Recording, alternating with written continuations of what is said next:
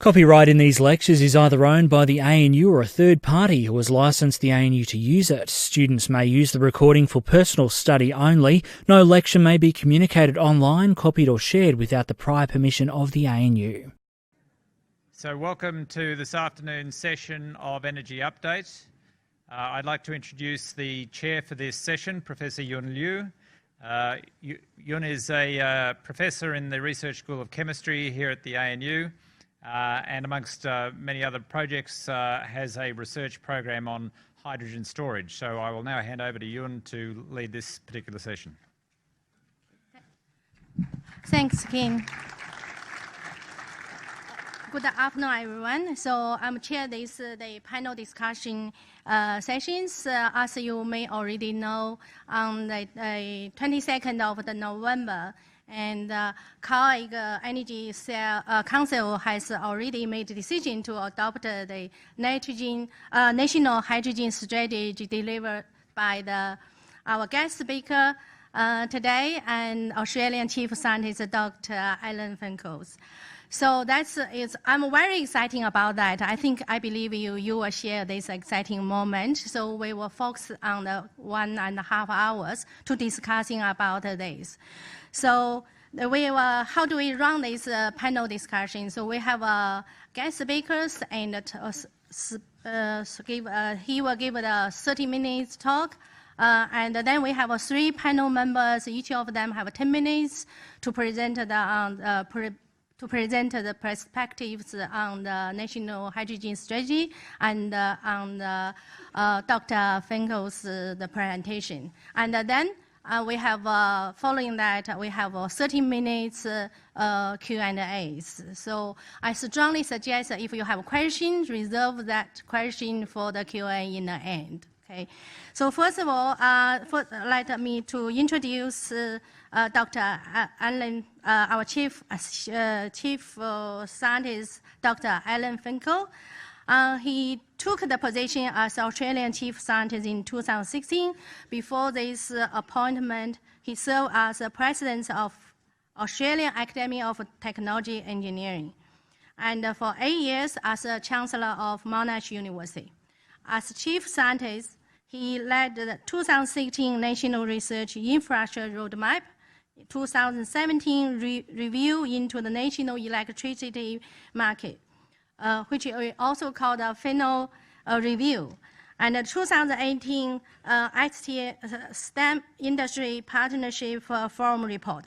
He also serves as a deputy chair of Innovation and Science Australia.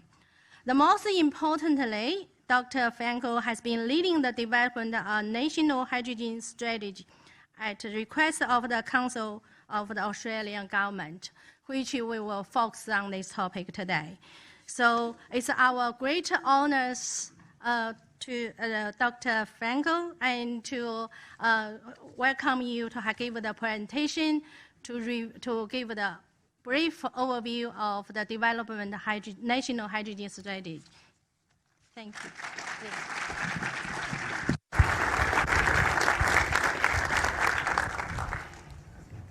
Oh, right. Okay, look, Yun, thank you so much for the introduction. It's a pleasure to be here in this lovely new facility to talk to you. I've been telling people I'm floating as high as a hydrogen balloon at the moment after the COAG meeting, and I'd like to share with you what it means and a little bit about how we got there. Okay, so the vision is actually expressed pretty clearly in the joint position statement that all of the ministers signed on to. So we're talking about ministers from Labor states, Liberal states and the coalition government. For Australia to be a leader in the industry, a safe, clean, efficient industry, and with a global position. So in brief, what does the National Hydrogen Strategy mean for us? Well, let me go through some of the key events. Delivered on the 22nd of November, so just a little bit over a week ago, in Perth at the COAG Energy Council meeting. And it's a framework to support the development of the industry. It's not a business plan. It doesn't say, and I'll come back to this later, but it's not exactly all the things that we do, because the roadway into the future is a vision, but it's not well marked, and we need to be adaptive as we go forward.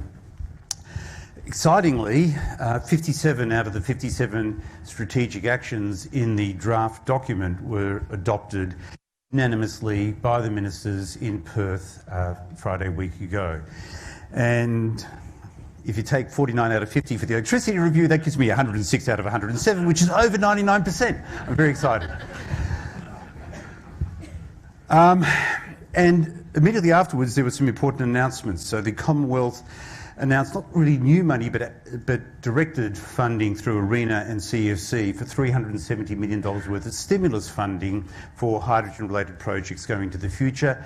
And on the Monday, actually it was reported on the Monday afterwards, but it was over the weekend, the New South Wales government, amongst other things, declared that they're adopting a target of 10% hydrogen blended into the New South Wales gas networks by 2030. Which is a not inappropriate timeframe. You can't do these things overnight. So the momentum is building. It's up to us to maintain that momentum. So a couple of things to think about that I believe are significant in what has happened here. I've done a number of reviews, but the process that we use here was unique. So we were asked in August of last year, after I presented a vision statement to the COAG Energy Ministers, to come back in December with, to them, an outline of how we might develop a strategy if we were asked to develop a strategy. So instead of it being an emergency response and somebody writes the terms of reference and you go off and do it, we had time to develop the terms of reference for them to consider. And so I spent time with the proposed task force lead, Alison Reeve, and with Joe Evans from the Department of Energy and others, to actually think what is the best way to do this, because it's difficult, because it's hydrogen. No one in the world would be doing hydrogen if it wasn't for a climate change imperative. So there was potential for it to be awkward, and we wanted it to be a national strategy that everybody could adopt. So the decision was made to do this from within. So the steering committee was absolutely only public servants. It wasn't an independent panel. And the steering committee was secretaries and deputy secretaries from the states and territories and the federal departments, the relevant federal departments. And I chaired the steering committee. The task force that Alison Reeve led was full-time people from the Department of Energy and Environment here and Department of Industry, with a large number of contributions made by the public servants in relevant departments at the state and territory level. So there was a lot of cat herding, but well worth it. And then, so that's what we got up. In order to bring independent viewpoints in, we created a stakeholder advisory panel of business, and academia and community representative groups, and I chaired that, so I became the glue between the independent thinking and the departmental thinking, and of course we ran a number of consultation processes. During the course of the year, I got to brief every single minister at least once, several times in some cases, and 2 or 3 of the premiers as well. Because what we wanted to do was develop something that they were comfortable with, that they owned. So the actual strategy that was approved last week is nothing like what I had in mind a year ago, the day before we started. It truly is the result of the consultation process and the feedback from the ministers, and it's a good result. It's a single, clear strategy, but it's not the same as the Japanese strategy or anything else that I've seen. It's Australia's. And because of that, all those things that you might think of as recommendations, the 57 out of 57, they aren't referred to as recommendations. They're in the phraseology, we agree to do this, we agree to do that. Basically, on Friday the 22nd, they just ratified the position that had already come to. The other thing that's interesting is that you might be able to think of it. I can't think of another case in Australia where governments have got together to create a strategy for an industry before the industry was already developed. We've had strategies to kill industries, we've had strategies to rescue industries, we've had strategies to kick them along, but this is a strategy at the dawn of a new industry. And that in itself is exciting, that we might be able to do it in an optimal fashion if the strategy is effectively followed. Bit of a scene setter. How important is it that we deal with emissions from energy? And so I want to just stop for a second and think about civilization. How important is energy to civilization? The way I've been articulating it to friends is as follows. If you took modern medicine out of our society, it'd be back to the Renaissance era, a few hundred years back. Not much was happening with medicine more than 200 years ago. If you took modern education out of our society, it'd be back to the Middle Ages, further back. If you take energy or energy supply out of our society, it's back to the Stone Age. Energy is deeply and fundamentally important to modern civilization. Fred Flintstone would agree with me, I'm sure, and if he wouldn't agree, Dino the dinosaur would. But of course, this energy supply that is fundamental to our society comes at a cost. You're very familiar with it, but I'll step you through rapidly. As we burn our fossil fuels to get the energy we need, the coal and the LNG, we have enormous emissions of carbon dioxide, and that is responsible for not quite, but nearly 3/4 of the global emissions of carbon dioxide comes from the various uses of fossil fuels for energy, as a fuel or industrial processes.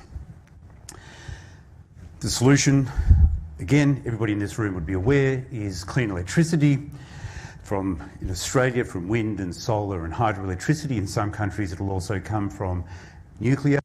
In Australia, realistically, the go-forward build will be 2 out of the 3, where we haven't built a large-scale hydroelectricity generation dam for more than 50 years. And it's not clear to me that there's going to be a turnaround on that, but there's a lot of momentum on building solar and wind electricity generation, as you're very well aware. Electricity is fantastic. It's amazingly versatile, but it's not always convenient. Sometimes we need a high-density transportable fuel. But that fuel itself has to be a zero carbon dioxide emissions fuel. Gosh, what might it be? You got it. It's hydrogen. Now, how much of the final energy that we use in our society 20, 30 or 40 years from now will come from electricity and how much from hydrogen? No one knows, but people are expecting around about 15% of the end user demand will be served by hydrogen and the remaining 85% by clean electricity. Now, that 15% of hydrogen might itself have been made by electricity. There's a lot of inefficiency in making the hydrogen, so you might need 115 or 120% of the world's energy requirements being generated as electricity in order to achieve the end user demand that is going to be there in 2050, and it's always growing. So how good is hydrogen? So let's do a quick comparison to natural gas. So a little bit of pseudo-chemistry, a little bit of pseudo-stoichiometry. So natural gas in its purest form is methane. Methane is H4. When you burn the methane, you combine it with oxygen, you get 3 things. You get the energy that you wanted. Everybody knows that. What people don't realise in the main, but Ken Baldwin and I do, because we've discussed it a lot, is you get water vapour because the hydrogen from the methane has to go somewhere. And you also get carbon dioxide. The water vapour is water vapour, it's not steam. So when you've turned on the stove and you're cooking your spaghetti, water vapour is coming into the room, but it's not condensing on the windows, it's absolutely harmless. But the carbon dioxide, of course, is contributing to the accumulation of greenhouse gases in the atmosphere. Now let's compare it to hydrogen. Again, combustion, combining the fuel with oxygen, and you get the energy that you want. You get water vapour, a little bit more per unit of energy, but not a problem. You get water vapour, that doesn't matter. And the third thing you get is absolutely nothing. It's wonderful. So that's the equation that makes it all practical. But where do we get hydrogen from? Well, scientists in the room, go back to the Big Bang. 13.7 billion years ago, 10 to the minus 35th of a second after the Big Bang, all the mass of the universe was here, and within seconds, minutes and hours, it was all there as ionised hydrogen. So 100% of the mass of the universe back then was hydrogen. If you go to the present day, by the way, that was an artist's impression of the Big Bang, the one on the left. The photo, the galaxy is a real one. If you go to the present time, 94% of the atoms, not the mass, but 94% of the atom count in the universe is still hydrogen. The 6% that's not there is where the hydrogen is fused to make helium, etc., etc., etc., to make all of the elements that have been naturally occurring up to uranium. Okay, on Earth, hydrogen is, I think, around about the 10th most abundant element, but it's still there in plenty of quantity, but it's not there as free hydrogen. All the hydrogen on Earth, the majority of it is bound up. The majority of it is bound up as water. I can't have a glass of water now without referring to it as a glass of H2O, please. All the hydrogen is bound up as water or biomass or minerals and coal or methane. A bit of coal and a lot of methane. But mostly it's in water. Producing it is straightforward. The challenge is to do it efficiently. The example here is renewable hydrogens. Take some sun, take some photovoltaic panels, take some water, put it through an electrolyser or an electrolysis unit, and what you get out is you get hydrogen and oxygen. Each electrode gets a stream of bubbles. The oxygen, people say, what are you going to do with the oxygen? You let the oxygen go back into the atmosphere. That's a good thing. We don't mind oxygen in the atmosphere, and it's a closed loop. You can't change the quantity of oxygen in the atmosphere through this process. The hydrogen is the product we want, so we bottle it.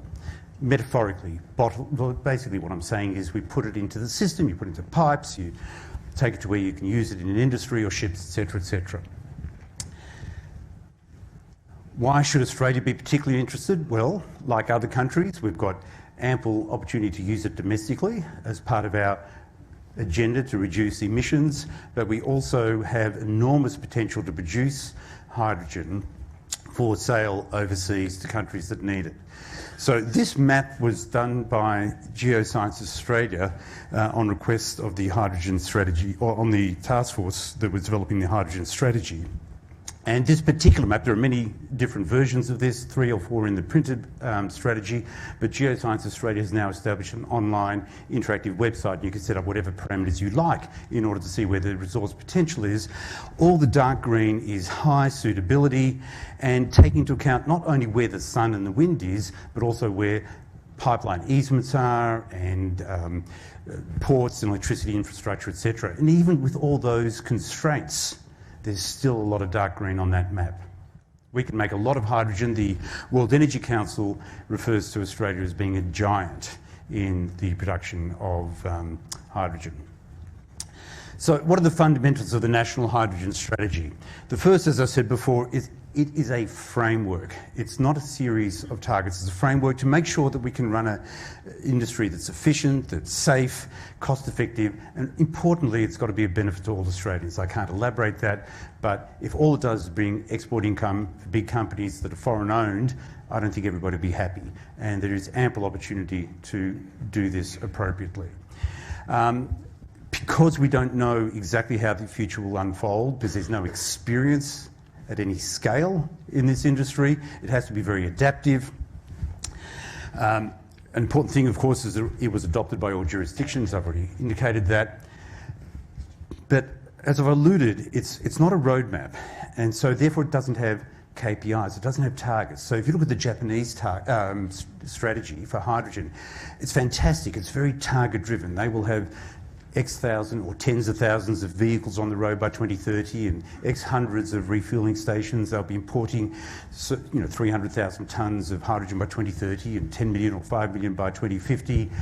And that works really well, but we can't do that here because we don't know how the export market will truly unfold, and it's too difficult in a federation like ours to have specific targets for vehicles on the road. So it's an adaptive approach.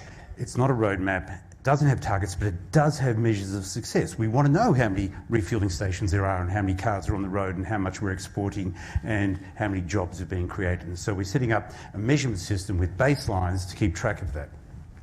All Australian governments are committed, and they've already been doing things around the country, culminating in the National Hydrogen Strategy. Now, to get started, we asked ourselves how hydrogen can best be used, and I'm not going to go through every single icon there, but there are an enormous number of ways that hydrogen can be used, and I'll come back to that again a little bit later. But the export potential is important, chemical feedstock for industry.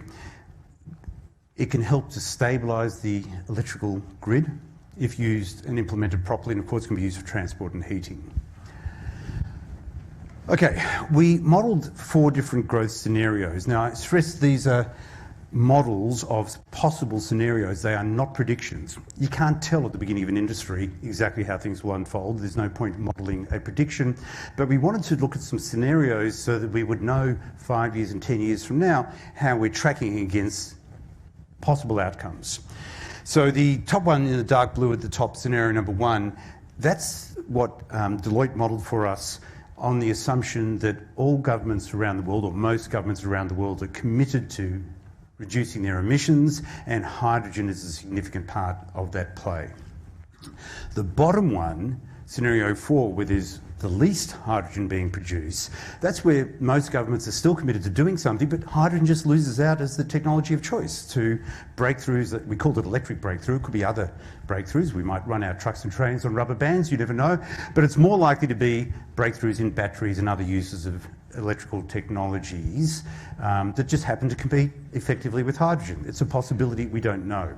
I personally think that hydrogen, obviously I would think that is going to be following something closer to the energy of the future scenario. Then there's business as usual and a sort of a more modest scheme. The details are in the report. Then we constructed the strategy, and if you look at the strategy, you'll see the 4 scenarios I just mentioned, the 57 strategic actions, 15 things we'll be tracking as measures of success, and 13 progress indicators. So this ability to track progress and report back annually to the energy ministers is an important part of the strategy.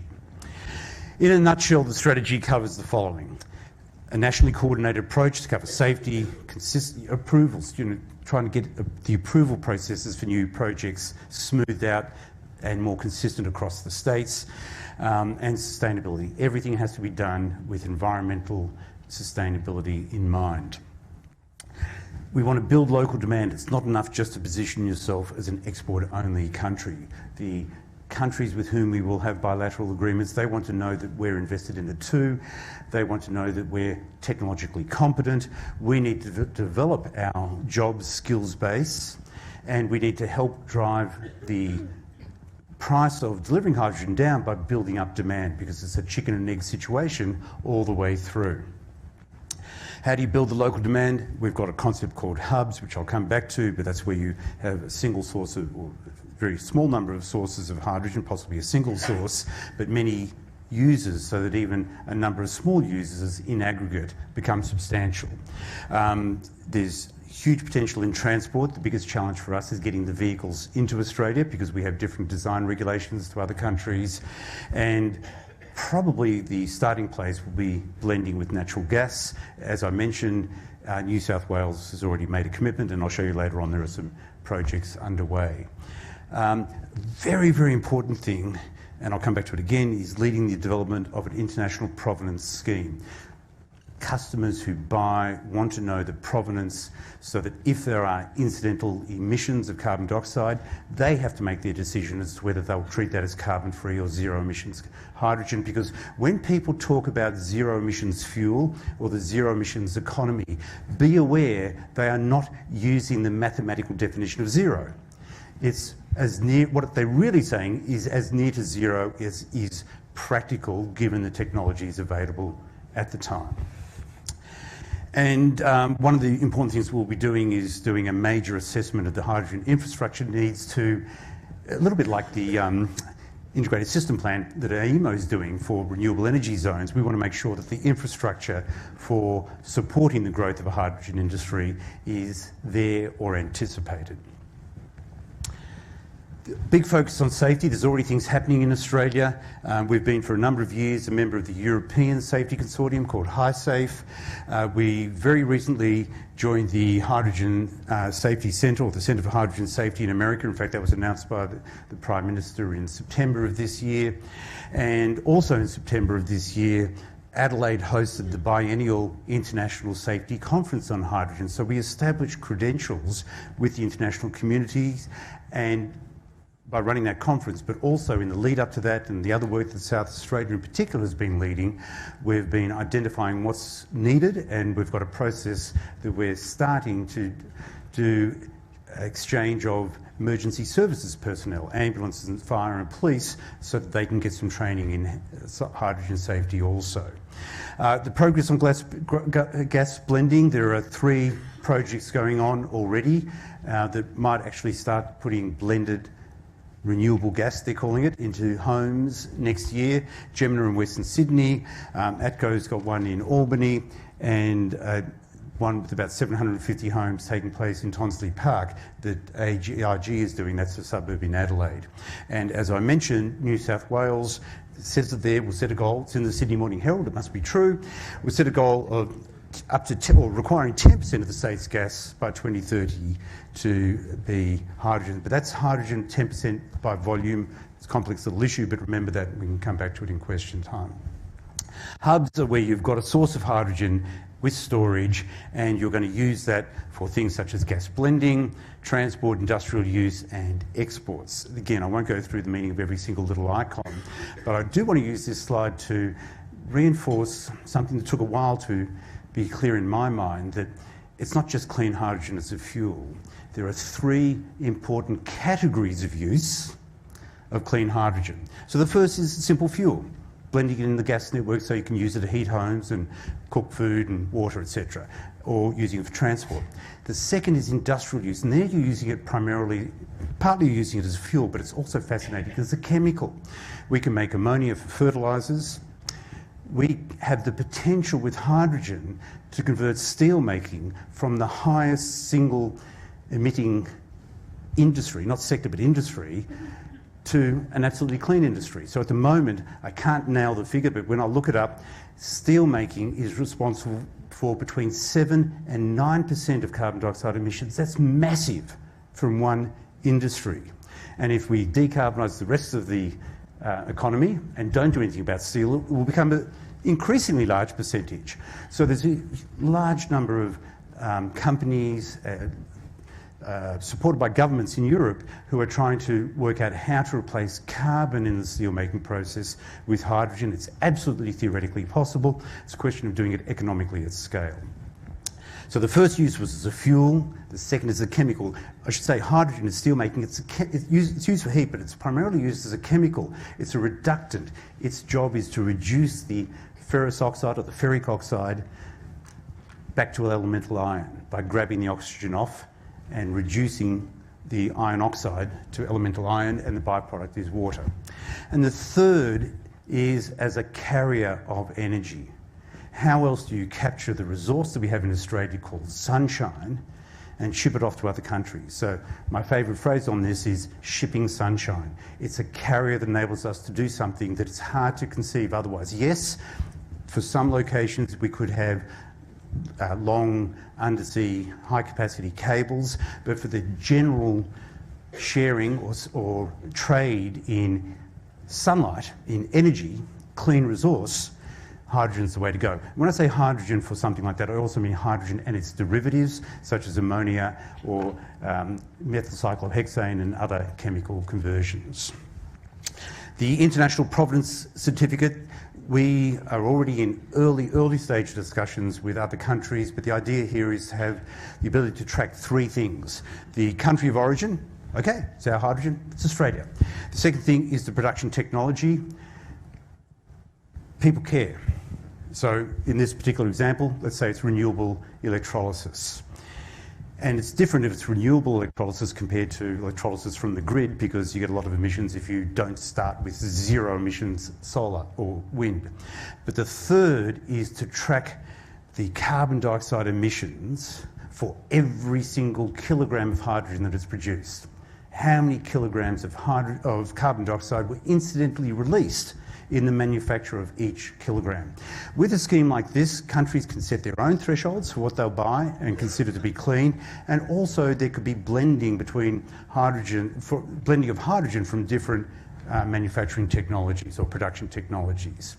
We'll track progress. We've got 13 progress indicators. I'm not going to try and go through them all, but they're all listed in the strategy, and they're important indicators of which direction things are evolving. And we'll have a focus on building the right kind of industry, one that is clean, and sustainable and innovative and safe. As I said before, benefits for all Australians, that's jobs and income, and benefits for communities, it's all discussed. And our goal, of course, is to be a major global player in hydrogen, not only as a domestic adopter, but as an exporter and as a valued partner in the supply chain. The biggest challenge to the growth of the industry, in my opinion, is building demand. During the course of the year, I've met a lot of companies, investment banks and others who are just mad keen to get involved in setting up a facility to produce renewable hydrogen or hydrogen from a fossil fuel pathway. The challenge is, and they could do it, I'm convinced, they can go from nothing to gigawatts of solar to produce hydrogen in just 2 or 3 years if the demand was there. But building demand takes time. You can't build steel industry overnight. You can't build the trucks and the buses overnight. It takes time. So we need to build on our existing competitive advantage in our bilateral relationships, encourage foreign investment, importantly delivering domestic projects so that we can be getting the skills required to handle hydrogen safely and be prepared to respond to and meet demand when it eventuates. And of course, don't overcommit because that embarrasses everybody. We're recommending an adaptive approach. I've used that word already, which means we set the vision, we have a process where we start taking some actions, we look at it, we review, we revise, we adapt. We have those signals that I talked about that will tell us how we're tracking, and if all goes well, ultimately we realise the vision through that review, revise, adapt approach. There are sweet spots for the adoption of hydrogen. So what I've got here is some break-even price points, because hydrogen is too expensive today to replace natural gas in big applications, industrial applications and electricity generation, but it's not ridiculously expensive for other applications. In fact, it can be competitive. So what I've done here is I said, look, if you look at the current price of wholesale or just produced hydrogen, maybe it's between $6 and $10. No one really knows what it will be at scale. But if you compare two cars, and we did the exercise for a Hyundai Nexo and a Hyundai Santa Fe, which are basically the same body, and it comes in hydrogen as a fuel, petrol or diesel, and looking at the price of petrol and diesel on, it was about the 20th of November before we finalised the report, what you see is you can drive the same distance in the hydrogen car if you can get the hydrogen at the same price, if you can get the hydrogen to the break-even point of $13.31. Any cheaper than that, then you're winning compared to petrol. The reason why it's so favourably inclined towards hydrogen is that the price of petrol per gigajoule is in any event much higher than the price of gas per gigajoule on the wholesale market. Then a hydrogen vehicle is actually an electric vehicle, an FCEV, a fuel cell electric vehicle, and they're more efficient at using the gigajoules in the tank than an internal combustion engine is in using the gigajoules in the tank. And all up, you get really good cost effectiveness per kilometre driven from petrol or diesel. But if you're looking at the wholesale price of a gas, such as natural gas, at $10 per gigajoule, which is already quite high, we've got to drive the price of producing hydrogen down to a very, very low level, like $1.20. And that's where we're going to have to be by 2030 or 2040 or 2050 in order to have large international sales to countries that depend on importing fuel. We've done it before. These things are slow though. So the Australian LNG industry is a very successful industry. It didn't happen overnight. Just last year we got to the point of being neck and neck with Qatar as the world's largest exporter of LNG. The first offtake agreement was in 1979. The first drop of LNG didn't ship till 1989. It's taken us 30 years to get to where we are at the moment. Similarly, if you look at solar, the axis should go a little bit further to the left. If you look at the solar, the first solar farm in Australia was in about 1998, I think, just a couple of hundred kilowatts. So it's taken us 21 years to get to where we are, and we're only a fraction of where we need to be if we want to start displacing fossil fuels. We're probably a 50th of where we need to be if we want to totally displace alternative fuels. It takes time, even with the best will in the world. Some key technologies. There are no ships yet, that's why it's a cartoon, there are no ships yet for shipping liquefied hydrogen, but on the 11th of December, Kawasaki Heavy Industry is launching the world's first large liquid hydrogen carrying ship in Japan, and that's exciting. I'm going to go through some unsung heroes. The fuel cell, the picture in the bottom left there. Fuel cells will be involved in backup storage and regeneration of electricity in all vehicles, heavy-duty vehicles like trucks and trains and ships, or just baseload electricity generation in countries that import hydrogen. Fuel cells, over a long history of 30 or 40 years, have gotten smaller, lighter, cheaper, and most importantly, their mean time between failure has extended out enormously. The unsung hero is the fuel tank. It's a carbon fibre fuel tank.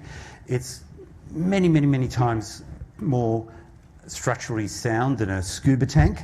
They are filled to 700 atmospheres of pressure. But with a tank like that, a Hyundai Nexo can drive 800 kilometres and then refill up in 3 minutes. So it's fantastic. 700 atmospheres is like what you'd get in a Pacific trench, 7 kilometres below the surface of the ocean. And lastly, the CSIRO has recently been talking about some vanadium membrane separation technologies that enable you at the destinations to separate hydrogen out from ammonia very efficiently. And it's happening. You're seeing trucks, trains, buses. That's me refueling a Honda in Japan last year. And this is a concept drawing. People are actually starting to talk about the toughest challenge in transport, which is aviation. No one really knows how to eliminate emissions from aviation. Globally, there's a lot of activity. There's momentum that's building. Prices are coming down. Companies all over the place are entering the market. Countries such as Germany and Netherlands, or the country of California, absolutely committed to using hydrogen, and Australian companies get it too. So what would success look like? We've put into the strategy that by 2030 we hope to be one of the top 3 suppliers to the Asian market. That was us being modest. I hope us to be the top supplier into that market. That we've got a fabulous safety track record, and I think we can do that, that we're reaping economic benefits, and that we've got this provenance scheme running with international partners. So we need to have a little bit of national coordination to maintain momentum. The COAG working group that has brought the strategy to the table has been invited to keep going, and at least until March of next year I'll stay on as the interim chair, and Alison will stay on as the interim task force leader, and the energy ministers are committed to talking to us and thinking through what the best way is to maintain governance for momentum later on. As I said, the long term is not clear. Unfortunately, I've got the same slide twice. And just to wrap, hydrogen for Australia's future. It's truly a clean fuel that can do what electrons can't do because it's energy dense, and chemistry and batteries can't do. It's just more energy dense. By mass, it's very energy dense. By volume, not as great. It's going to depend on, the market can be activated now, but running the market cost effectively is going to require efficiency increases and cost reductions all the way through. So a lot of R&D will still be required, huge export potential, economic growth and jobs. What do you say? Carpe diem, seize the day. Thank you. Thanks, Alan. It's really a big picture, so we're leaving the question later, okay? So next, the speaker is the panel speaker, Dr. Fiona Beck. Dr. Fiona Beck was the NU Senior Research Fellow, and he's leading the research group focused on the integration, nanophotonics, and optoelectronic devices design for application in solar fields and the next generation photo detection technologies. So she's also convener of the Hydrogen Fuels Project at Energy Change Institute of NU for the NU's Grand Challenge, which is a special program run. Please, Fiona. Thank you very much, Yun, and thank you to Ken as well for giving me the opportunity to be here today. And I'd like to start by thanking Dr. Alan Finkel for his continuing encouragement of deep thinking and nuanced thinking in the area of energy change in Australia. And I'd also like to congratulate you and Alison Reeve and the rest of the task force on such a great job with the strategy and on getting it agreed to, which is amazing. And I think that the strategy itself is a really fantastic document with a lot of nuanced and important information in there. So I'm going to talk a little bit in the role of hydrogen generation for decarbonation in the world, and suggest perhaps that it does matter how you'd make that hydrogen. So Ian Cronshaw has done me a huge favor earlier today in presenting this graph to you already. This is from the 2019 World Energy Outlook, and it is a projection of the carbon dioxide emissions to 2050. So as Ian pointed out, the red line is where we're tracking, the blue line is our stated policies, and the green line is where we need to be. So the International Renewable Energy Agency in 2019 has suggested that we can at least do some of this carbon dioxide emissions, quite a lot of it, with switching to renewable energy, electrifying everything we can electrify, and concentrating on energy efficiency. But there are still some things that are not easily electrified. And for that, we have hydrogen. And hydrogen could fill a really important role in decarbonizing industry, heavy transport, and also, crucially, as Dr. Finkel has so eloquently suggested, in transporting and exporting our renewable energy resources. But hydrogen can be made in a number of ways. So hydrogen can be made with electricity in a process called electrolysis. This uses about 54 kilowatt hours of power. You need about 9 liters of water. And for every kilogram of hydrogen, you get some oxygen. You will also get about 40 kilograms of carbon dioxide if you tried to do this with the current Australian grid. But if you do it with the 100% renewable energy, you get 0 carbon emissions involved. You can also create carbon from fossil fuels. Fossil fuels are hydrocarbons. They're carbons bonded with hydrogen. In a process called SMR, or steam methane reforming, you can start with some natural gas and, again, some steam at high temperatures, react them together, and for every kg of hydrogen that you will get, you'll get around 10 kilograms of carbon dioxide. You can also use coal. This is called coal gasification, and unfortunately our lovely Energy Change Institute banner is hiding the critical point here, but you will actually get double the amount of carbon emissions that you would get for gas, about 20 kilograms for every kilogram of hydrogen. So some of this hydrogen, some of this carbon dioxide from the fossil fuel production could be captured and stored in an underground reservoirs such as oil and gas fields. And this technology is known as carbon capture and storage, or also sometimes seen as CCUS, so carbon capture utilization and storage. So CCS can in principle be used for any large stationary process that produces carbon dioxide, but it's quite technically complex and it's quite expensive. So as Ian showed earlier today, the EIA is really hoping that we can use some of CCS to help us reach our carbon dioxide emission targets in the near future. But so far, rollout has been quite slow. There are only 2 CCS plants associated with power production, fossil fuel power production plants in the world. There's a little bit more action in the gas extraction business. And in fact, the only large-scale CCS project in Australia is actually attached to the Gorgon gas project up in Western Australia. So that project started capturing carbon dioxide and storing it this year. It was delayed somewhat, and that was actually 3 years after the start of gas extraction from Gorgon. And this CCS will reduce project emissions by about 40%. So hydrogen production from coal and gas are actually really great candidates for CCS. And I won't go into the technical details, but suffice to say this is because their waste streams are very rich in carbon dioxide, which makes it much easier to capture. That said, there's only 2 plants worldwide that use CCS with hydrogen production. One in Canada, which has an 80% CCS capture rate, and another one in Texas where they actually use the carbon dioxide after they capture it for enhanced oil recovery. So this has is a little bit difficult to define exactly what the retention rate is there, but it can be a lot less. And capture rates matter. Capture rates matter a lot. So this graph shows the emissions. Sorry, I'm very used to wandering around when I talk. I'm really trying hard to stand still. This graph shows the emissions intensity from various fuels.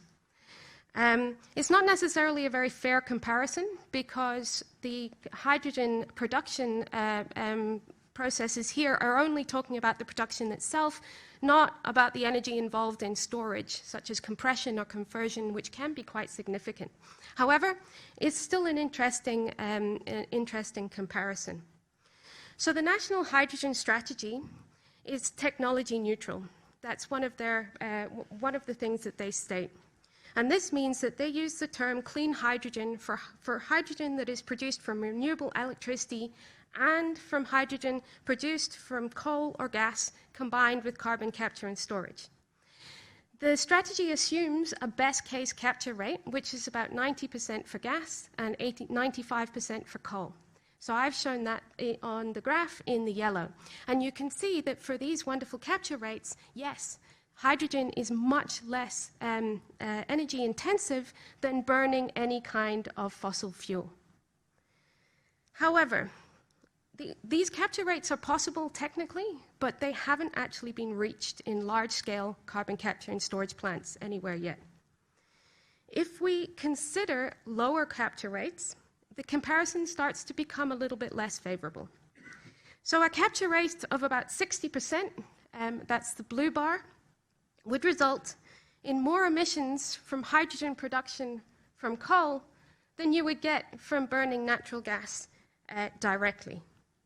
So the national strategy does not at the moment include a mechanism to ensure best case capture rates are met. And as Dr. Finkel suggests, this is not the role of the strategy to provide these sorts of KPIs. But there is still a risk that production of coal and gas-based hydrogen could ramp up much faster than the facilities that you would need to capture and store the carbon dioxide emissions from them. This would be a case similar to what happened at Gorgon. Another risk would be that maybe CCS will just never reach these best case capture rates, maybe for technical reasons, maybe because it just becomes too expensive. And again, I won't go into the technical reasons, but it's much harder it's pretty easy to get to 60% for coal gasification capture rates. It's much harder to get higher than that. So what could this mean? So as an illustration, we calculate the carbon dioxide emissions if Australia were to produce 12 million tonnes of hydrogen for export. So this is around 30% of the energy in our current liquid natural gas exports. And this is in line with what's been projected in the national strategy and also by ACIL Allen in their NICE report from last year. So this would require 88 million tonnes of coal or 37 million tonnes of gas.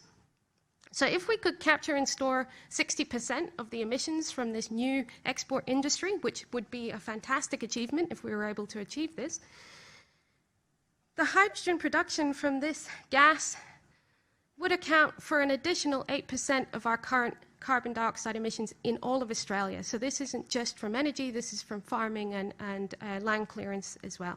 If we were to do it with coal, it would result in an extra 18% of our emissions from Australia. So we've seen that we have a long way to go to reduce our carbon dioxide emissions to where they need to be to avoid catastrophic climate change. And as Ian Cronshaw pointed out this morning, we need to be doing absolutely everything we can do, CCS, renewables, energy efficiency, hydrogen, to get to where we need to be.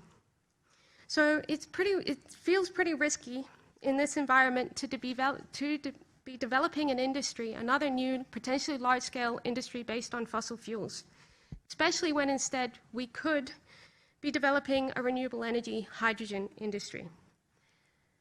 So this is where I do the plug for our project.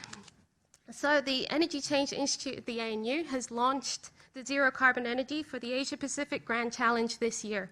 And the goal of this project is to create the knowledge to underpin a transformation in the way Australia trades with the world, and specifically with Asia Pacific, where energy usage is expanding rapidly from fossil fuels, So I'm being smiled at by our chairwoman, but I will very quickly go to my last slide and just suggest that it is possible for us to move from a very fossil fuel intensive exporting country to one where we're exporting our abundant renewable resources in the form of direct electricity, in the form of green hydrogen, or in the form of steel produced without carbon emissions in Australia using this hydrogen. So for more information about this, there are a number of prospectuses of the project lying around. Ken is our director, and I would also like to direct your attention to an article that we wrote in the conversation that came out this morning, talking a little bit about the different ways that you can make hydrogen. Thank you very much.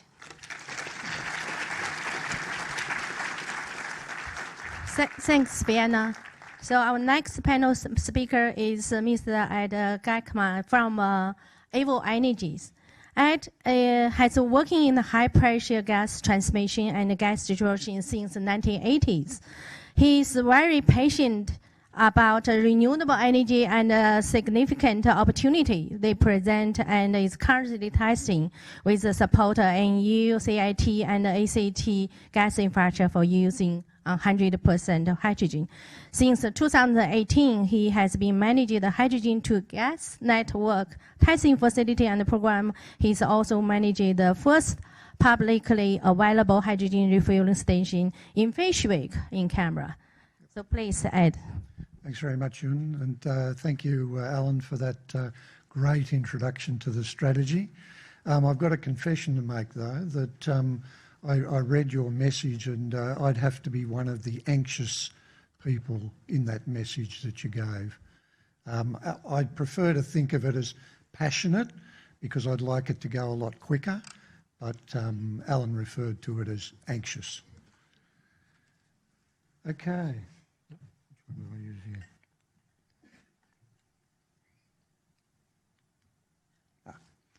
Alan stole my thunder, which is fine, and he's got a lot better graphics than I've got, obviously, but it's important. I'm going to look at the detail that's required more for a gas distribution network to move to hydrogen, in particular high quantities of hydrogen, and the objectives that have been established in the hydrogen strategy are very important, in particular the first one there, without compromising safety.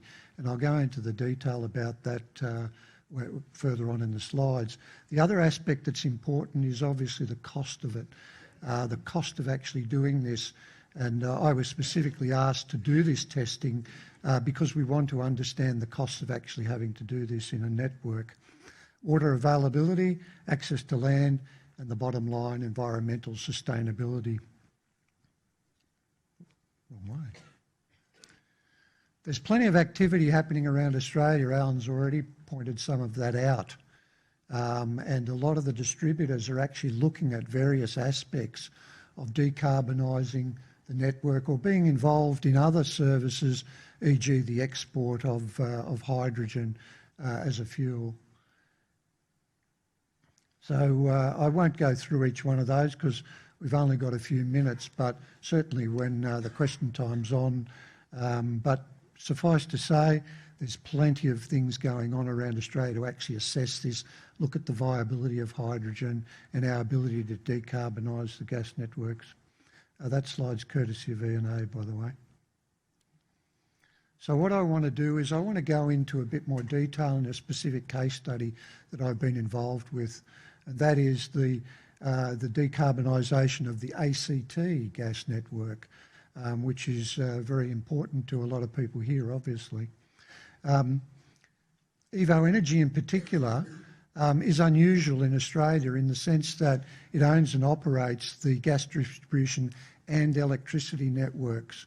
And that's something that Audrey brought up earlier about this ability to be able to couple networks. So we can do that as part of Evo Energy, and we can assess and evaluate that probably better than anyone else in Australia can do, because we can work on both sides of the equation. It's a unique opportunity in the ACT. It was mentioned earlier about the ACT climate and the fact that in summer, the electricity network in particular is under high load, and the gas network is under very low load, using about 10% of its capacity. So if we can actually utilise that difference and feed from the gas network into the electricity network to actually balance that, we can keep the cost down much more for the electricity network, and we can do better utilisation on the gas network and keep the cost down of that as well. And obviously that supports the renewable energy initiatives. So decarbonising a gas network, what will it cost? Well, I was asked that question by the board of Evo Energy, and I couldn't answer it. And the reason being I couldn't answer it is because there are a lot of components in a gas network, and I just couldn't tell them what would happen with hydrogen in all those components. So we also need to look at the impact on the safety management system. As Alan pointed out, we have an impeccable record in the gas industry with regards to safety, and we don't want to compromise that. Even though we want to, in this case, be agile and not passionate, I'd like to do it quicker. We need to make sure that all the fundamentals of the safety management system remain whole. I'll explain a bit more what that means. Obviously, how we meet the zero greenhouse gas emissions policy and target requirements, how do we do that in the transition, how do we manage that transition effectively, and I've already talked about coupling of the electricity and gas network. Evo Energy just doesn't want to substitute gas for hydrogen. That would be going backwards to some extent, right? Certainly it would help with emissions, but it would be going backwards. What they want to do is they want to look at the value in both utilising the electricity network and the gas network in a better way, which will come to that. And hydrogen is part of that equation. And of course, there are additional services that are available, the transport industry, demand supply shifting, which Audrey talked about as well, and peak shaving capability that we can do with hydrogen. So why do we need to test? Why can't I just stick hydrogen into the gas network and do the same things we've always been doing? The most significant thing is hydrogen is a vastly different product than natural gas. Therefore, we need to test and evaluate all the things that we currently do in the safety management system to make sure that we don't compromise it. One of the key areas there, and I'm going to do the same, I'm going to skip a lot of the chemistry here, but one of the key areas there is the relative density, or the density compared to air. It is about 1/10 the size of a molecule of natural gas. So you can see that if I stick something 1/10 the size of a molecule into a gas network, and the gas network already has, let's say, 0.5% leakage, that leakage immediately increases. So we need to understand that really well to be able to make that transition safe. Now, I've been talking about 100% hydrogen. The reason we went to 100% hydrogen as Evo Energy is because we wanted to know where the end point was. A lot of the distributors around Australia at the moment are doing it in a transition phase, talking about 5% in natural gas. We believe that that's pretty straightforward. We can do that. And we can probably do up to 10% that New South Wales is now talking about fairly easily. We might even be able to do up to 15%. But no one can tell me at the moment, if I want to get the value out of the current existing asset, can I move it to 100% hydrogen without too much cost? So we set up a test facility which has all the components that currently exist in the ACT gas network. Over 90% of those components that currently exist. There are still some old pipe that I haven't tested. And we've put 100% hydrogen into those components. And you can see the conceptual diagram there. That's all part of the next phase, which is actually looking at being able to generate hydrogen with solar panels, store it in the gas network, and then utilise it when the peaks and troughs are appropriate. So that's the supply-demand shifting that we're talking about. I won't go through all of the objectives, but the key ones to consider are two things. One is the safety management system is made up of the design, which includes the materials, but it's also made up of the work practices that go into installing that to design and maintaining it to design. So what we wanted to prove was that the materials, the components, and the work practices involved in it remain whole. And that's pretty key because none of the testing I've seen around the world yet has looked at the work practices associated with installation of networks. So understanding the inputs that contribute to the safety standards, obviously we'll be looking at modifying our standards to make sure that they're appropriate for hydrogen. Am I running close to the wind? Okay. I'll talk forever. Working with ANU on research opportunities, this is the collaboration that is also in the national strategy. We're collaborating with ANU, we're collaborating with the Institute of Technology, who trains the gas fitters to make sure that the industry in total is able to handle hydrogen. We've had community representatives, and obviously we're liaising with ENA. The hydrogen refuelling station was also mentioned. I'm part of the project that's actually putting the hydrogen refuelling station in for ActuAGL, and the reason that I bring that up is that that again is experience that we're talking about that we need within Australia to be able to get the expertise, the credibility to be able to run a hydrogen industry. Are we there yet? No, of course not, but we're on the way. There's still a lot to do. And I point out some of those things there. You can read them at your leisure.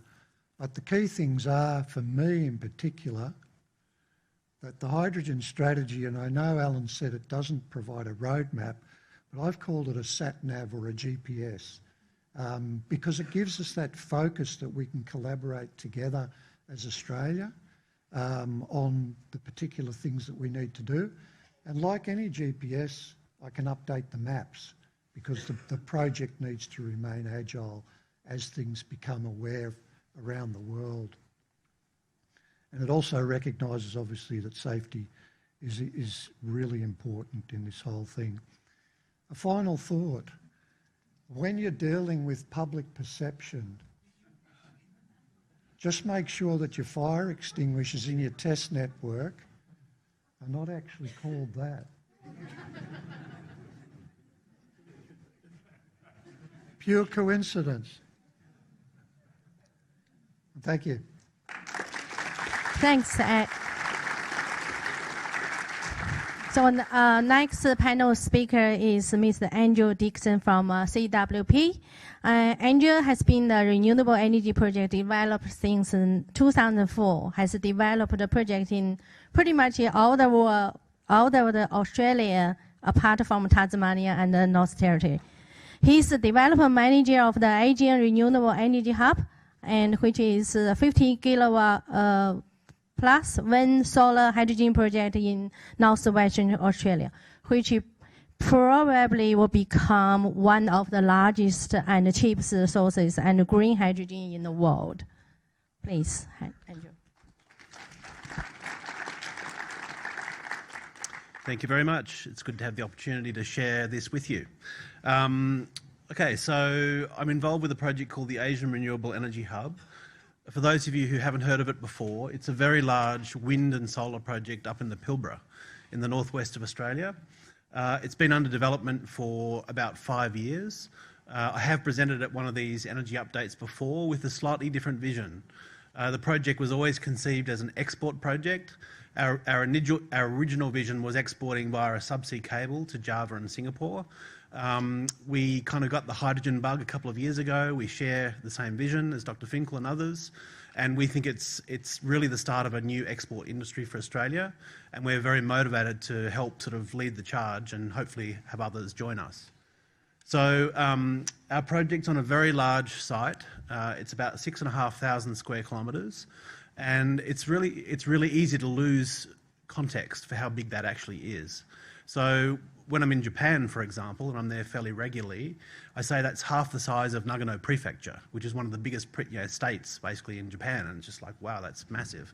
So it is a huge site on which there is excellent wind and solar resource, and which is really ideally suited to production at a large scale of hydrogen and derivatives for local and export markets. Obviously, given the scale of the project, it can only be built in phases over almost a decade, continuously going at it. So that enables us to make the most of, firstly, the depreciating inputs. So wind and solar are getting cheaper, electrolyzers are getting cheaper, they're all getting more efficient and effective. And that's good because our levelised cost of hydrogen or derivatives gets cheaper and cheaper. At the same time as the most uncertain bit, the market, matures. So we're on a long-term journey. It takes a long time, but the market needs to develop, so hopefully we'll all align. So one of the things that sort of struck me in the hydrogen strategy was this concept of a hub.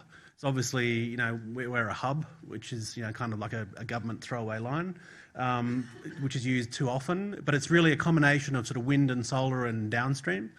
But in terms of the hydrogen strategy, you can read the quote there. So it's a place where you can actually combine sort of production and consumption and have innovation and have multiple benefits by having people together in one place. So I would propose, or suggest, or observe that the Pilbara has the opportunity to be an epic hub in the way that it's envisaged in the strategy. So obviously we have the potential for very large renewable energy generation, partly again because we've got excellent solar resource, surprisingly good wind resource, and lots of land. And obviously we're right next to the ocean. We have existing industries that we've sort of discussed a few times today, that have been mentioned. So we have large amounts of iron ore that we export to the world through 2 ports. We have an LNG industry. We have a nascent lithium industry. So all of these things exist and are exported from that part of the world. We have huge diesel consumption in the Pilbara. About 3 billion litres per year are imported into the Pilbara, mostly for sort of shifting dirt and trucks and machinery and so on. So I think it's one of the biggest single point sources of import of diesel anywhere in the world. So a couple of times today people have mentioned fuel security. So it's not just a matter of, bummer I can't drive to work in my car because there's no fuel, but think of all those industries that I just mentioned, they're totally dependent on imported diesel. So what's the opportunity cost of disruption of that diesel? Massive.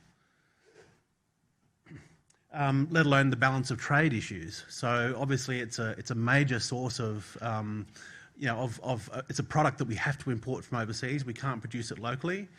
Producing large amounts of cheap, clean energy, either for electrification of machinery or converting to hydrogen or derivatives for consumption in machinery, it really changes that equation a lot. The Pilbara basically imports everything by a truck currently. So there's stacks of semis, B-doubles that head between Perth and the Pilbara. It's all diesel based. That is ripe for innovation. There are lots of remote mines and communities who mainly still use diesel. The penetration of renewables is still very low. Again, it's ripe for innovation.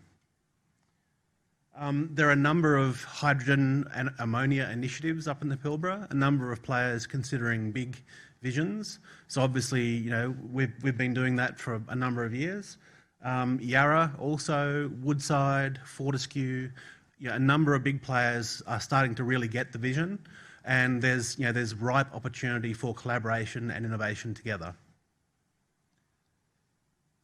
green metals. So obviously, a huge amount of iron ore is shipped from Pilbara ports. The holy grail in Australia really is downstream value adding, and I think large amounts of cheap clean electricity, large amounts of cheap clean hydrogen and iron ore in an export-oriented environment with decades of inbound investment experience, and successful international trade, it's ripe to happen in the Pilbara, in my view. And obviously we have a skilled workforce in all of these industries that I mentioned before, and again decades of successful inbound investment and international trade. So again, a hub writ large in the Pilbara. I think this is where there's a massive opportunity that we're keen to help create. So for those who haven't seen our project before, again it's a 6,500 square kilometre site. It starts about 25 kilometres inland, goes about another 80 kilometres inland, about 80 kilometres side to side. The diagonal lines you see are rows of wind turbines, up to about 2,000 wind turbines, very large ones. Interspersed amongst that at the substations that aggregate all of this energy are solar PV arrays. So around 18 of them, very big. Our official number currently is 15 gigawatts. We're just finalising approvals for that. And then we've been working very hard on optimising our site further, particularly now that we're not constrained by a cable with a certain capacity. We're going to be shipping our product in chemical form, so really the brakes are off and we can scale. So again, currently it's a 15 plus gigawatt project, wind and solar producing hydrogen. As a number of people today have said, there are a number of vectors for shipping hydrogen. Liquid hydrogen may not be the best vector, certainly initially. It's minus 253 degrees Celsius, it's very energy intensive, and the technology risk is high. Methyl cyclohexane is a liquid organic hydrogen carrier. That's probably not our preferred pick, so that really leaves ammonia. So ammonia is minus 33 to be liquid. The technology exists at scale. It's a 200 million tonne a year market. It's got very low technology risk, and there's a long track record of safe handling of ammonia, despite it being a noxious gas. So really our project is moving towards wind and solar producing green ammonia, primarily for export. Very importantly on our site is the combination of wind and solar. So solar alone has a capacity factor of up to 35% in the Pilbara. Downstream infrastructure, electrolyzers and so on, are very capital intensive. So you need high utilisation, so wind and solar together. But we envisage lots of other applications for our energy. Essentially, we're producing lots of cheap, clean energy, and we can commercialise it in multiple ways, both locally in the Pilbara and also exporting. Massive jobs potential. We expect around 4,000 people constructing our project for 10 years, about 1,000 people for 50 to 100 years operating and maintaining, and the scale of our project enables lots of manufacturing opportunities locally as well. As projects scale and move mainly north and west, they move on to the Indigenous estate. Huge opportunities to weave Indigenous communities much tighter into the economic fabric of our country. And we're negotiating an Indigenous land use agreement. It's very different doing that for a renewable project compared to a mine, because we don't extract the resource that is no longer there at the end, leaving a massive dirty hole. It's very different for renewables. This is who's developing it. I'm getting the wind up. So there's a consortium developing it, 2 developers, CWP, who I work for, Intercontinental Energy. Macquarie Capital joined us a year ago. Vestas joined us a year before that. The traditional owners are key project partners, and we've had a long-term relationship with the ANU, really sharing the vision on the zero carbon energy for the Asia Pacific research program. So thank you very much, and I look forward to the Q&A. Thank you. Thanks, Andrew. Now I'm invited our guest speaker and panel speakers sit down in front, and then so you can ask a question. But I strongly suggest you, before you ask a question, you tell us who you are and which organization you came from. Okay, so.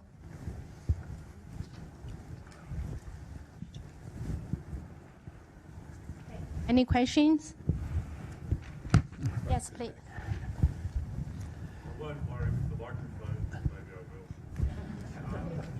Majibi, can you down the front? No. No, all right. Just wait.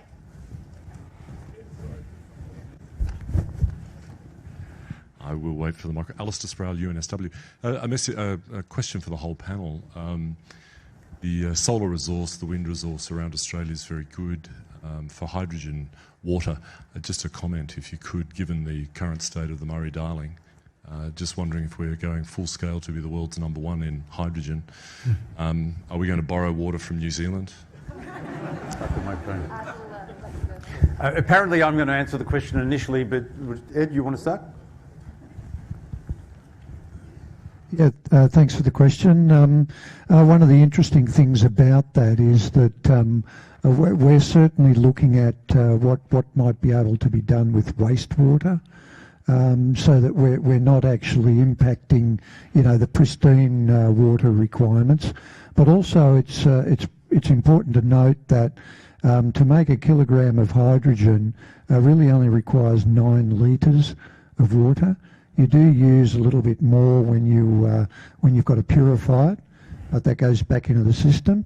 And of course, Alan's going to pick up later on that when you burn it, that water comes back into the system anyway, so you don't lose anything in that process.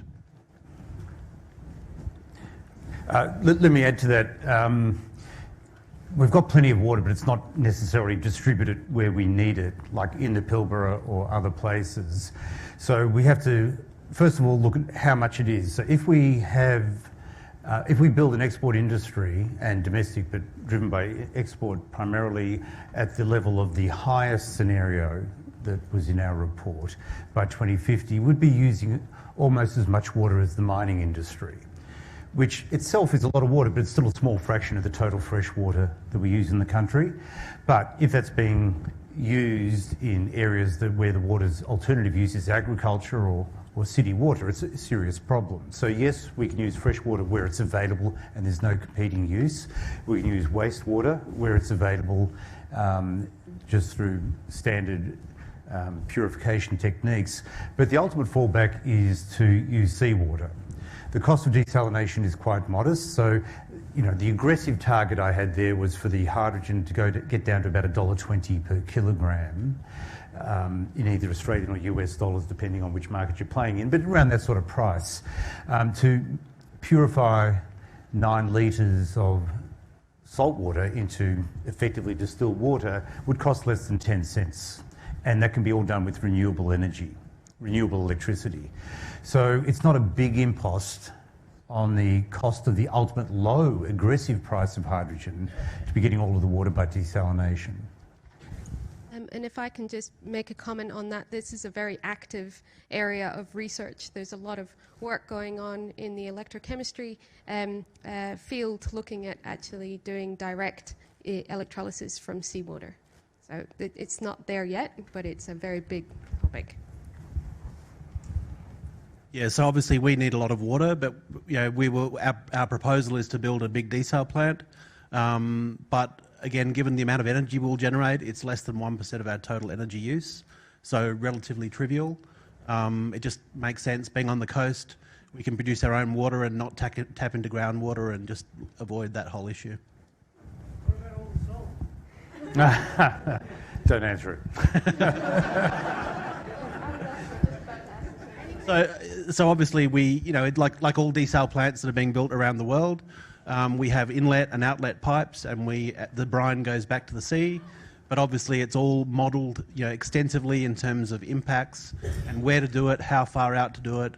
But again, we don't expect any significant environmental issues at all. Jin Huang from CSIRO. I want to thank all the panel members for joining this very exciting picture for Australia. So I'm not an economist, but it feels the cost is very important. It's like for the case of solar and wind, the technological innovation and also the scale of the industry are very important in bringing the whole cost down.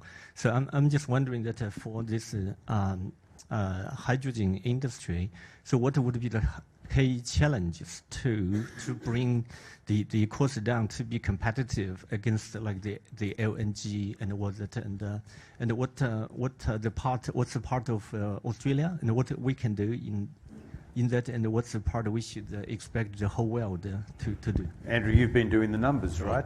So the two biggest contributors to the cost of hydrogen are the electricity cost and the cost of the electrolyzers. So obviously, you know, the levelized cost of energy from solar PV has dropped almost 90% in a decade, wind almost 70% in a decade, and it still keeps marching down. Electrolyzers are at the very start of that journey. So again, as I mentioned before, these are all depreciating inputs. So as time marches on, it gets cheaper and cheaper.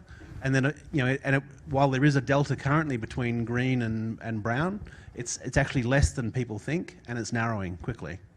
Can I give you a rule of thumb on that? If you take the figure that Fiona used in her presentation of 54 kilowatt hours of electricity to make a kilogram of hydrogen, that's 54 cents. If you get the price of the electricity down to $10 per megawatt hour, that would correspond to 54 cents. So if your ultimate goal is to be shipping it for $1.20, landed in Japan for $1.20 or that sort of price, you actually need to get the price of renewable electricity down to $10 per megawatt hour or less, because you've got 54 cents for the electricity input, but then you need more electricity for compressing it, you've got cost of shipping it. But once you get down to $10 or below, there's a good chance of the price of hydrogen being quite competitive, and $10 is feasible around the world now. Large-scale solar and wind projects are coming in at lower, let's stick with US dollars, are coming in below $20 per megawatt hour. And if you look at the historical curve, it's still tracking down and down and down. So another factor of two, large-scale rollouts like Andrew's talking about, where you get the efficiencies of keeping your working crews going and building up to meet your demand, it's plausible.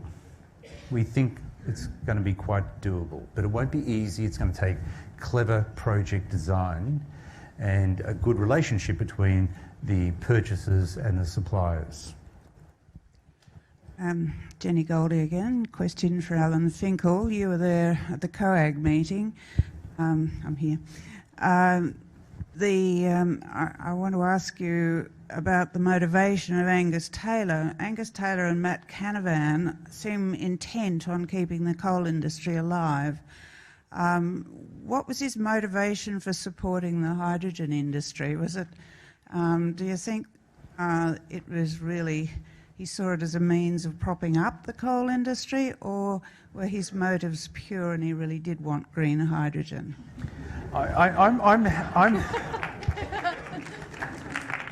I'm happy to ascribe honourable motivations to them.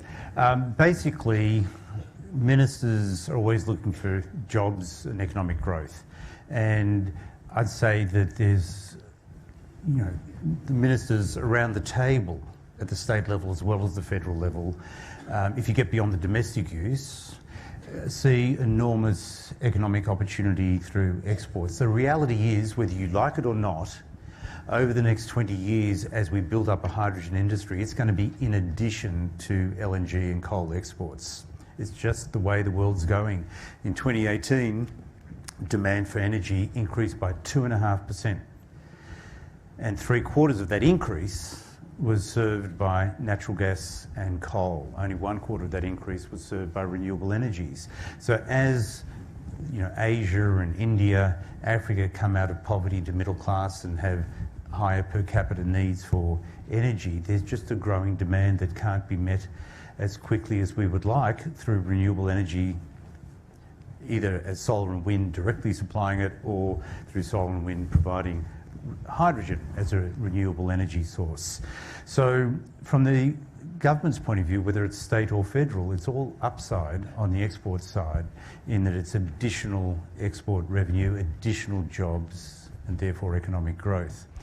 So I'll just attribute to that. They've never ever indicated to me what you ascribe to them, which is it's a way to prop up coal.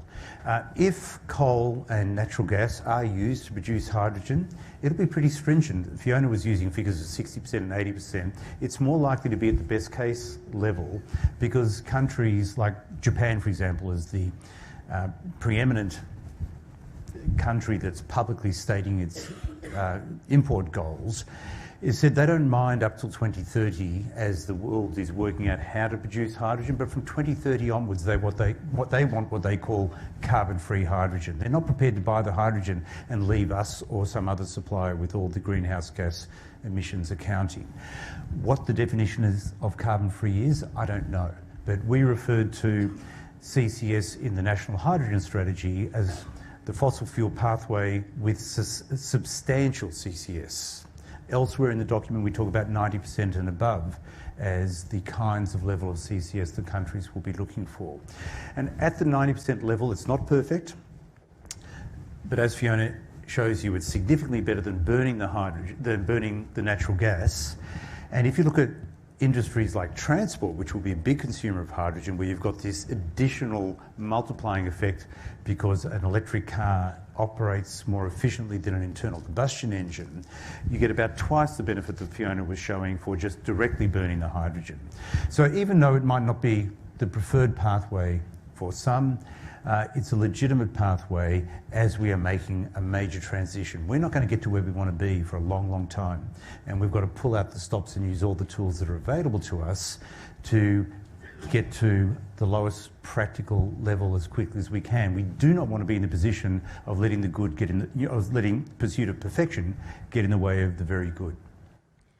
If I may, just very quickly, in a conversation article that that came out this morning, we suggest that one of the other risks of going down the coal and gas plus CCS route is exactly what you stated, right? That in 2030 or soon after, the buyers of the hydrogen will want clean hydrogen. And if you can't get to 95% CCS, that might leave you with stranded assets or unable to sell your not quite clean enough hydrogen. So there's an additional potential risk.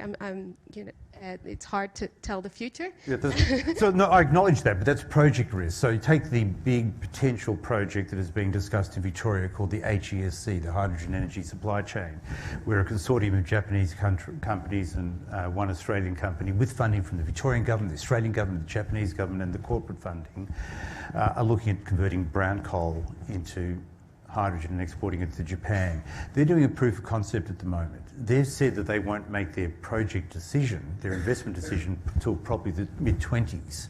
And they will then be taking into account what the likely expectation is of Japan and other importing countries. They don't want to have a stranded asset. It's not just the government that doesn't want to see them stranded. They don't want to have a stranded asset.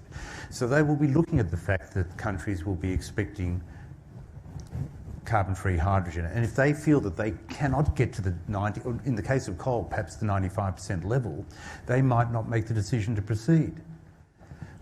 It's their call, not yours or mine or the government's. So a number of policymakers have, I think, assumed that you need blue to get to green, because green can't scale soon enough, can't scale far enough, fast enough. But I would challenge all three of those assumptions.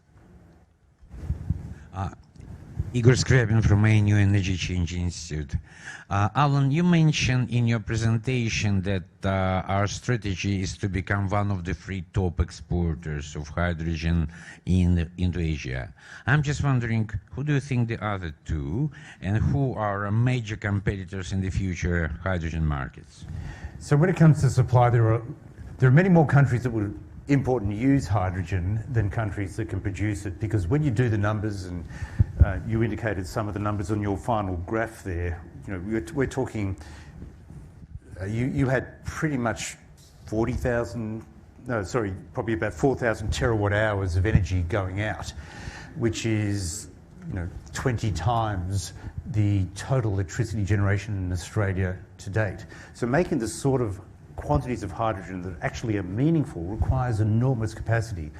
So the countries that are looking to be world-class suppliers are us, Chile, Norway from its hydroelectricity, Qatar, Saudi Arabia, the Middle Eastern countries. It's quite possible that the Middle Eastern countries will, using solar electricity, produce hydrogen from desalination for the European market. It's quite likely that we will have a very substantial position in the North Asian market, but it could come from Chile as well. North African countries could also get into that. What we have going for us is not only the fact that we've got probably the best combination of solar, wind and land area available, but we're a trusted supplier and we know how to do this kind of stuff really well. So again, you may not be happy about this, but we are at the 51% level, by far the world's largest exporter of iron ore. That's despite the fact that we've probably got the most stringent safety and environmental requirements, and with the fly-in, fly-out salary structure, we've probably got the highest salary structure in the world. But we've done that by being incredibly innovative and therefore efficient and being able to supply the iron ore at competitive rates. I think we can do the same thing with renewable energy projects such as Andrew was describing. Certainly, I mean, early customers for green hydrogen at scale or hydrogen at scale will be locking in fairly long-term contracts. That's how LNG started. And obviously, you know, national buyers factor in very highly geopolitical risk. And so Australia has lots of advantages, you know, wind, solar, land, but also a very successful investment and trade track record, particularly in Northern Australia, but all around Australia with resources and energy. So that's, again, part of our natural competitive advantage. So next one. So we run out of time. So we have only have time for 2 maybe short questions. So please, this lady. Okay. My name's Lucy Carpinelli, formerly of Baringa Partners, an energy consultancy. An earlier conversation about electricity looked at decentralisation as being a key movement in electricity and having regional electricity zones. But our conversation about hydrogen is quite different. It's much closer to the oil and gas model, where you have large capital intensive assets that then may exist some distance from consumption.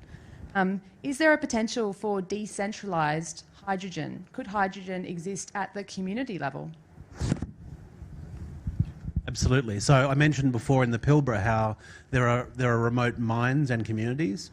So absolutely, those communities can have their own renewable generation sources. They can turn that into hydrogen and store it, and then use it for transport, for heating, for power generation and other uses. So one of the benefits of renewables, of hydrogen, is that it crosses sectors. It can be used in multiple ways and can be produced at a small or large scale. So that's why people are so excited about hydrogen. It's like a fossil fuel, but without carbon emissions at all. And in the bigger cities, as we start developing transport applications and blending of hydrogen into the gas networks, even if we do that at large scale, it still will be very, very small to the kinds of volumes we need for export. And a lot of that hydrogen can be made on the spot. So if you've got I'll call it a hydrogen petrol station, but I mean a Bowser that is going to dispense hydrogen, there's no reason not to use electrolysis on site. But the provider has to buy green electrons through a power purchasing agreement, because as Fiona said, if you make hydrogen from the existing average electricity grid intensity, it's much worse, much worse than burning coal at home to heat your living room. So you have to be using zero emissions electricity, but that's done through economic or commercial contracts. So making hydrogen, distributed hydrogen for refueling stations or for blending into the gas network is quite practical. There's no reason for householders to be using hydrogen and having fuel cells, electrolyzers at home. It's complex. It would require a lot of maintenance and good understanding of how to handle it. I certainly would not be recommending that. Hydrogen should be done at the professional level. So yes, it can be distributed, but I don't see it at the scale of household. Okay. Yeah, if you have a look at the ACT environment and the potential here, the fact is that it would more than likely be a hybrid model where you have large scale for large scale solar farms, but you also have small scale for regional areas where if you're cross-coupling it, where the electricity network's under stress and the gas network isn't, and they can cross-correlate there. So, it's more than likely that it could be a hybrid model. Okay, final question. Sorry, do you mind if I jump onto that? We run out of time. Maybe discussing later. Okay, sorry about that. Yeah. So, Please. Yeah. Can you turn on the microphone? Just press. Yeah.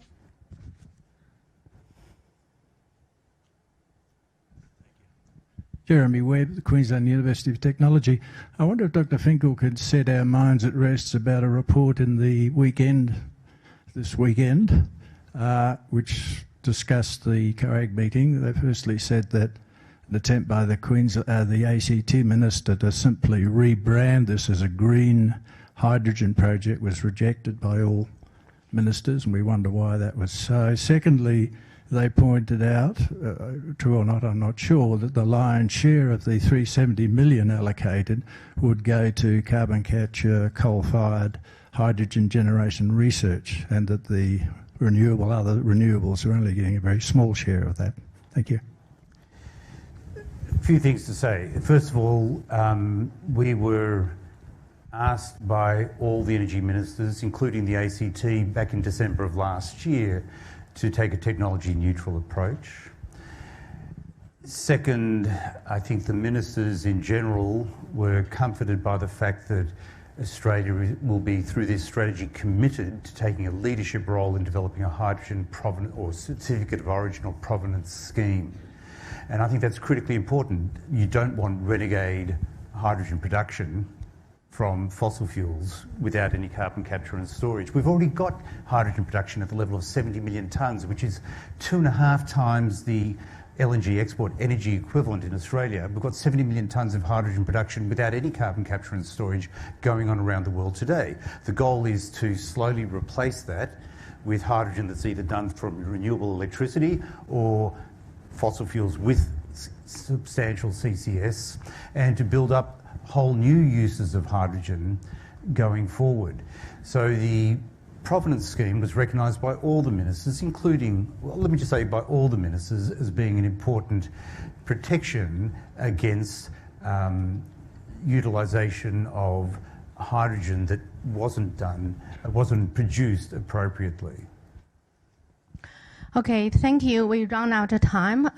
So first, we will thank all the guest speakers and panel speakers for their insight and for audience of the questions. I can see still have a lot of questions, so I invite you to the foyer for the afternoon tea, and in the meantime, we can continue our discussion. Let us thank all the speakers again.